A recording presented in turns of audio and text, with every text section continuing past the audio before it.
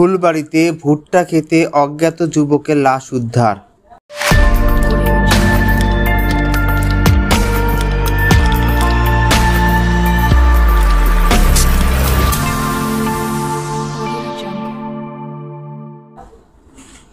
কুড়িগ্রামের ফুলবাড়ী উপজেলার শিমুলবাড়ী ইউনিয়নের সোনাইকাজী চর এলাকায় একটি ভুট্টা ক্ষেত থেকে অজ্ঞাত পরিচয়ের এক যুবকের লাশ উদ্ধার করেছে পুলিশ। মঙ্গলবার সকাল ৯টার দিকে স্থানীয়রা ভুট্টা খেতে লাশটি দেখতে পান। লাশের দুটি পা মাটির উপরে দেখা গেলে তারা দ্রুত থানায় খবর দেন। খবর পেয়ে ফুলবাড়ী থানার পুলিশ ঘটনাস্থলে গিয়ে প্রাথমিক তদন্ত শুরু করে। পরে রংপুর থেকে আসা একটি বিশেষ ক্রাইম টিমও উদ্ধার কার্যক্রমে যোগ দেয়। পুলিশ সূত্রে জানা গেছে, নিহত ব্যক্তি একজন যুবক।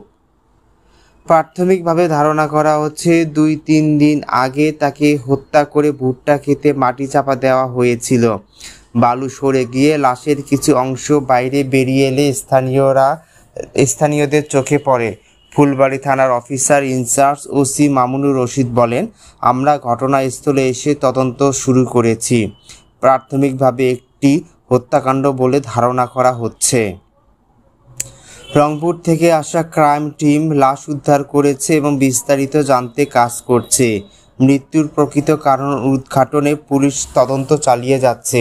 আইন শৃঙ্খলা রক্ষাকারী বাহিনী নিহতের পরিচয় শনাক্ত এবং হত্যাকাণ্ডের পেছনের রহস্য উন্মোচনে সর্বোচ্চ চেষ্টা চালাচ্ছে বলে জানিয়েছেন ওসি।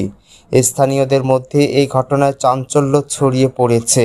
সবাই আশা করছে পুলিশ দ্রুত অপরাধীদের খুঁজে বের করে বিচারের আওতায় আনবে।